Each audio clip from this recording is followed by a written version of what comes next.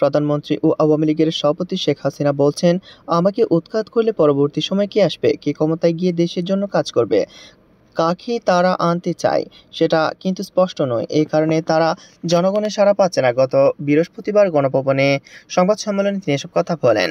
সম্প্রতি থাইল্যান্ড সফরে অর্জন ও সফলতা তুলে ধরতে এই সংবাদ সম্মেলনের আয়োজন করা হয়।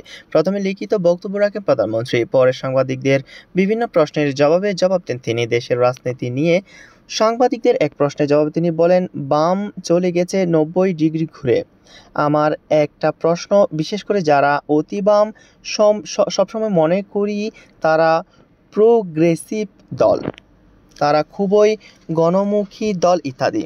সেখানে আমার প্রশ্ন, ঠিক আছে, তারা আমাকে উৎখাত করবে, পরবর্তী সময়ে কে আসবে সেটা কি ঠিক করতে পেরেছে? তিনি বলেন, 15 বছর আগে দেশের অবস্থা কী ছিল, এখন কি পরিবর্তনই হয়নি? তারপরেও দেশবিরোধী অনেকেই অপবাদ ছড়িয়ে বেড়াচ্ছে। তারা মানুষকে প্রভাবিত করার চেষ্টা চালাচ্ছে। আন্দোলন করে কেউ রিফিউজিটিভ হয়ে বিদেশে বসে আছে।